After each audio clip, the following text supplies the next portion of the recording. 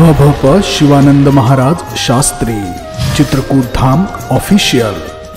दुडी बर दुडी गवळणी साथे निघाली, दुडी बर दुडी गवळणी साथे निघाली, दुडी बर दुडी गवळण साथे निघाली, दुडी बर दुडी गवळण साथे निघाली।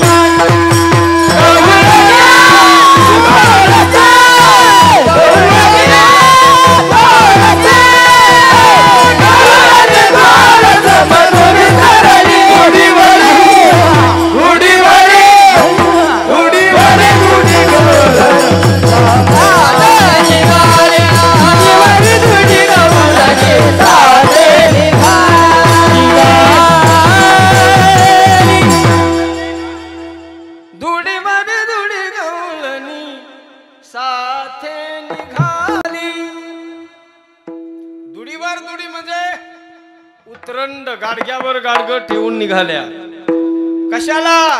गवळणीचा थाट निघाला, मथुरे हाताला गवळणीचा थाट निघाला, मथुरे हाताला गवळणीचा थाट निघाला, मथुरे हाताला गवळणीचा थाट निघाला, मथुरे हाताला।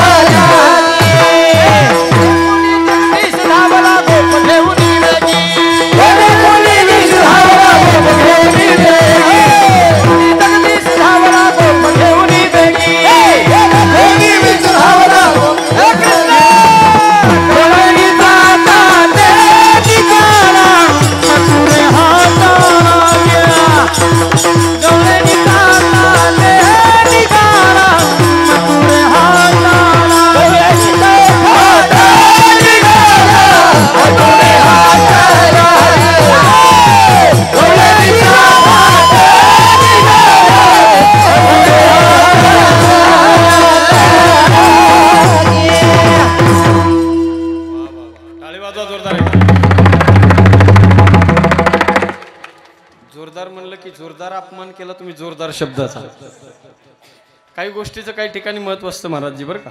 महाराजांचं काय नाव आहे? परमेश्वर महाराज। परमेश्वरजी महाराज बरं का। काही गोष्टीचं काही ठिकाणी महत्व असतं।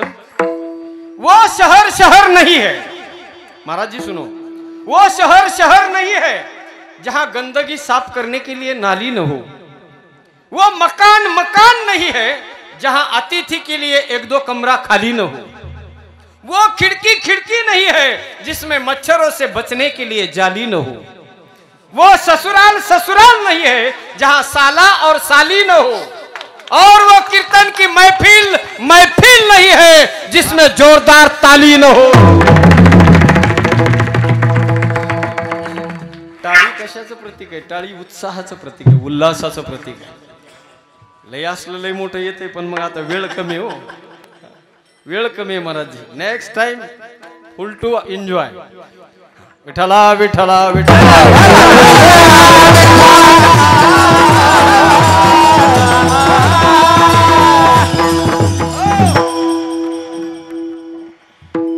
गवळणीचा थाट निघाला, मथुरे हाताला निघाल्या गवळणी सज्जन हो, दही दूध तूप सगळं विकण्यासाठी। ऐका लक्ष द्या, बाजारामध्ये पोहोचल्या। बाजारात पोहोचल्यानंतर प्रत्येकीने आपलं आपलं सामान आपल्या आपल्या वस्तू विकण्यासाठी मांडलेले आहेत। सगळ्यांनी आपलं आपले दुकान तयार केले, लोकांची गर्दी सुरू झाली, येणारे जाणारे ग्राहक सुरू झाले, ग्राहकांची तोबा गर्दी झाली। आपल्या आपल्या मालाचा पुकारा करत होत्या प्रत्येक गवळणी सज्जन हो। त्यामध्ये एक गोपिका होती, एक गवळण होती जी भाव अवस्थेला प्राप्त झालेली होती सज्जन हो।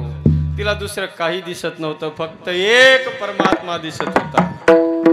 बाकीच्या गवळणी होत्या त्या म्हणत होत्या दही घ्या, दूध घ्या, तूप घ्या, लोणी घ्या.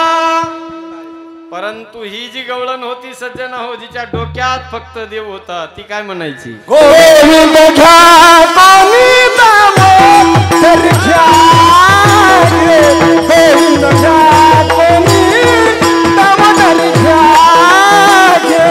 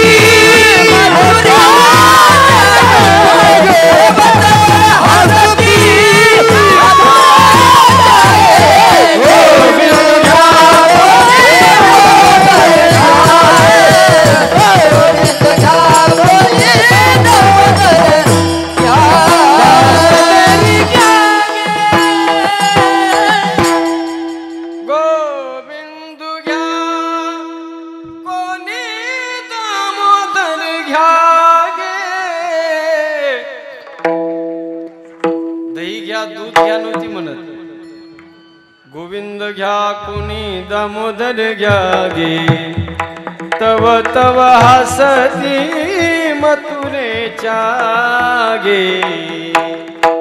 देव तिच्या डोक्यात घुसलेला होता सज्जन हो. गोविंद गोविंद गाय जा, गोविंद गोविंद गाय जा, और पंथ तेरा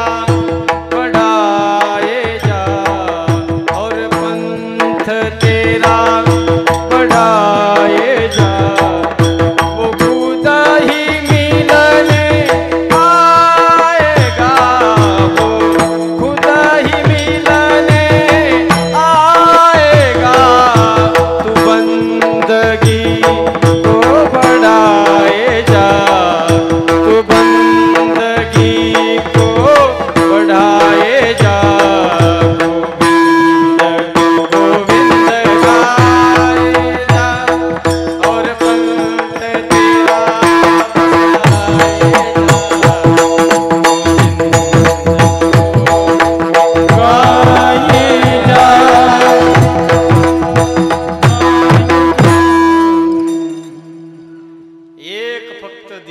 दिसत होता त्या गोपिकेला. गोविंदू घ्या कोणी दामोदर घ्या गे. बाकी दुसरं काही तिला दिसत नव्हतं. दिवसभर तिनं सज्जन हो दुकानामध्ये बसली. एकही ग्राहक तिच्याकडे आलं नाही. विकायला मांडले तुम्ही बटाटे, आणि जर दिवसभर म्हणलात कांदे घ्या कांदे, लोक तुमच्याकडे पाहतील आणि पुढे चालतील, तुमच्याकडे कोणी येणार नाही. तशीच अवस्था त्या गोपिकेची झालेली होती सज्जन हो. बाजार संपला. आपल्या आपल्या सगळ्या वस्तू विकून सगळे दुकानदार आपल्या आपल्या मार्गाने निघाले. हिने सुद्धा आपलं दुकान आवरलं. दुकान आवरून ही गोपिका सज्जन हो पुन्हा जशी आली होती तशी उतरंड आपल्या डोक्यावर घेऊन पुन्हा परतीच्या प्रवासाला निघाली. जायचंय गोकुळाला. रस्ता धरला नंद गावाचा. तेवढ्यात मथुरेतल्या एका गोपिकेनं तिच्याकडे पाहिलं आणि विचारलं, बाई तू तर गोकुळातली असं इकडे नंदगावाकडे कुठे चाललीस? तेव्हा ती गोपिका तिला सांगू लागली, बाई आले होते मी मथुरेला बाजाराला, परंतु माझ्या डोक्यामध्ये सदैव कृष्ण असल्यामुळे, गोविंद माझ्या डोक्यात बसलेला असल्यामुळे आता मला सुचत नाही, मला माझ्या घराचा रस्ता सुधरत नाही.